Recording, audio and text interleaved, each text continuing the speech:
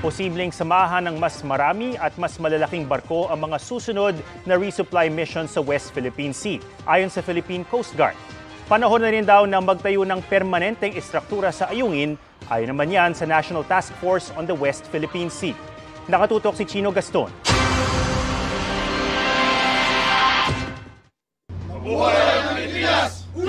Hindi raw dapat pakakampante ang Philippine Coast Guard at Armed Forces sa matagumpay na paghatid ng supply at sundalo sa BRP Sierra Madre sa Ayungin Shoal nitong 22 ng Agosto.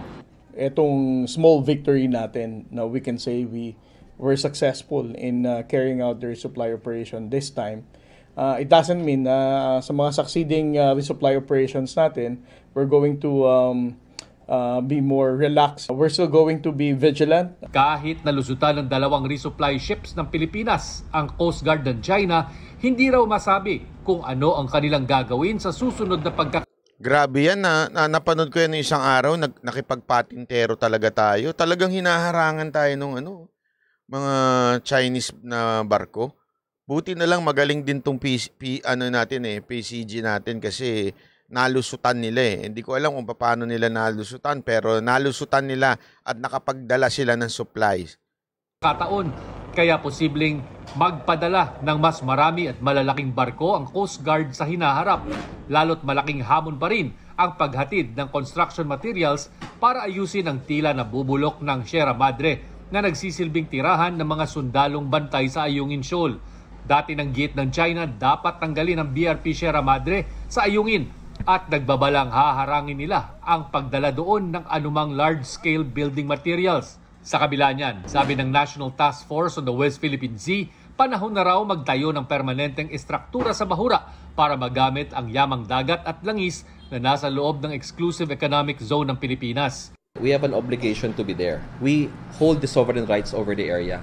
No other country can set up permanent structures, tayo lang. Because pag sinabi mong sovereign rights, you can exploit the natural resources. How can you do so if you don't have permanent structures? Nilinaw din ni Malaya na kahit may nakitang US surveillance aircraft sa Ayungin noong August 22, walang papel ang US o ibang bansa sa resupply mission.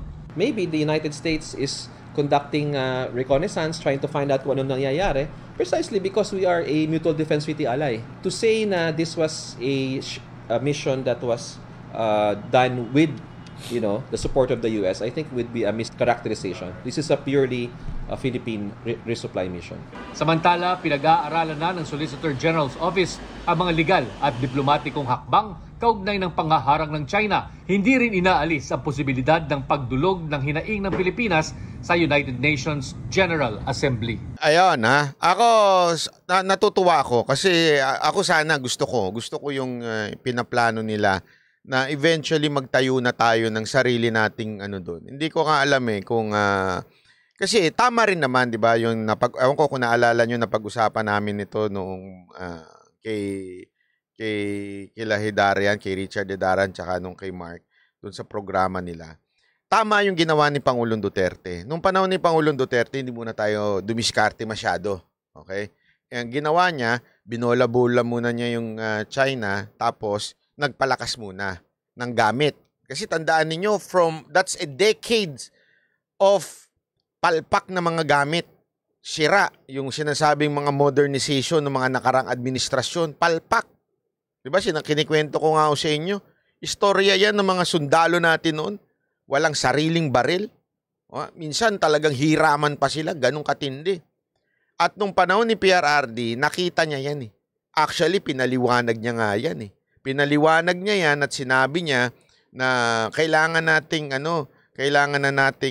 mag-modernize at umorder tayo. Kita nyo, nagdatingan nung panahon ni PRRD. Pero at that time, friends pa sila ng China noon. Binobola-bola pa. Ika nga, alam mo, sabi nga level by level yan . Kunwari meron kang, lalo na geopolitics, may kalabang ka, hindi ka muna magsasalita, bibitaw ng palupit. Di ba? Hindi ka muna mga-aaway kung alam mong wala ka pang ipang-aaway. So, ganun ang ginawa ni PRRD. Si PRRD, matalino yan . Di ba? Magaling yan. Sa geopolitics talagang pinalakas niya tayo. Nung lumakas na tayo, ito na yung panahon. Di ba? Ito na yung panahon na kung saan meron na tayong mga sariling gamit natin kahit papaano maaayos na, nagdatingan na yung mga dapat nagdatingan. It's about time na tayo ay magtayo na ng structure diyan sa Ayungin Shoal na yan. Dapat magkaroon na tayo ng permanente. Kasi tandaan ninyo, tayo naniniwala sa desisyon yan na atin yung lugar na yan. So kung sa atin yan, actually, alam nyo, isa sa mga nag-suggest nung una dyan, si Senator Robin Padilla. Isa ho yan sa sinuggest ni Senator Robin Padilla na magtayo ng papuntahan ng mga tao, magkaroon tayo ng sariling milisya natin, yung talagang ibig sabihin, ang kinina natin, puntahan na natin. 'Di ba? Kasi imposibleng girahin pa tayo kunwari na andun na yung mga tao. Okay? Kasi definitely medyo sobrang ang ingay nun pag binomba tayo doon, 'di ba? Sobrang mag-iingay sa buong mundo 'yun. 'Yun ang sinasabi noon pa ni Senator Robin Padilla kasi siya nga mismo pinuntahan niya yung lugar na 'yan. Pag nagkaroon na ng mga sarili nating structure atin na ewan ko na lang kung ano pa ang gagawin ng China. Pero tama rin, hindi pa nung panahon ni PRRD dahil tayo nagpalakas nung panahon ni PRRD. Ngayon, malakas na tayo, may sarili na tayong mga barkong malalaki. Dati kasi mga barko natin talagang bubulok-bulok eh. Pero nagkaroon tayo nung panahon ni PRRD na dagdagan yan eh. Ngayon, pwede na ho tayong medyo dumiskarte dyan. Ako, yun ang gusto ko mangyari. Wag sabihin, wag nating labanan. Alam mo yun, wag naman natin silang makipag-away. Di patayan tayo, barilan tayo, bombahan tayo ng tubig. Hindi ganoon. We tawag doon, parang ina-assert na natin yung karapatan natin by going there, by living there. 'Di ba? Meron tayong sariling mga na doon. Patirahin nyo dyan si Ontiveros. O di kaya, anuhin nyo dyan, ilagay nyo dyan yung Malacanang. Di, better, alam mo ko walang biro. Gawin uli yung PBB. Alam mo yun, yung bahay ni Kuya? Pero instead na bahay ni Kuya, island ni Kuya, nandun yung mga aspiring na artistang gusto sumikat. Kasama nila doon yung mga vlogger, di ba? Hindi, alam mo, walang biro to. Isipin mo, kuwara, ilalagay lahat ng mga vlogger doon. Lahat yan, may content kayo. Di pag ginera kayo dyan, may content kayo. Lalo na yung mga hindi totoo, yung mga ganid sa content kahit kung ano ginagawa. Nakalaya na ba yung si Tokmol? Ay, si Tokmol ba yung pangalan nun? Toko. Banat bay, nakasama mo yan, na-meet mo na yan, inaano mo pa. Hindi, ilagay nyo doon si Tokomi. Ilagay nyo doon si Tokomi, ilagay nyo yung mga team papansin. Tsaka yung mga sila Tolato, ilagay nyo dyan. Di ba? Sino pa? Alam mo, magandang ilagay dyan. Para talagang, si Rendon, ilagay nyo dyan. Isa pa, si Pura, ilagay nyo dyan.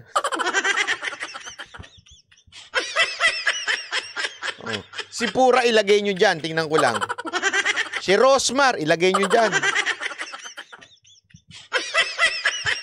Sipin mo kung sama-sama sila dyan, no? Diba? Tapos may content sila. Sa tingin nyo, gegerahin pa sila ng China doon? Hindi na.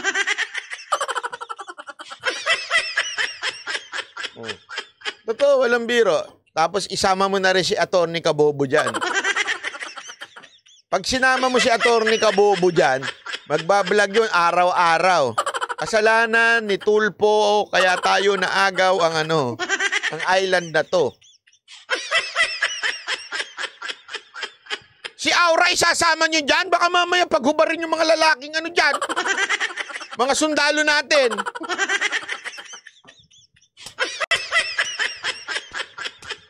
Mga ganun-ganun yan. Ilabas mo na.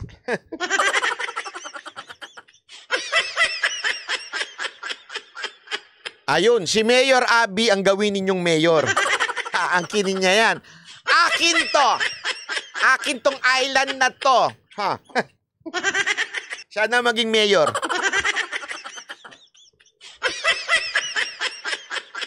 Hindi, ito seryoso to. Baka kala nyo niloloko ko kayo. Isipin mo lahat ng mga pasikat nandun sa lugar na yon.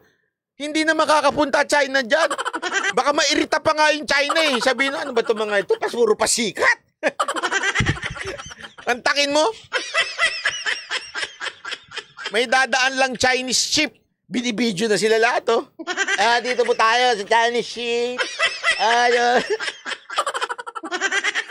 Mali. Oh. Sigurado yun.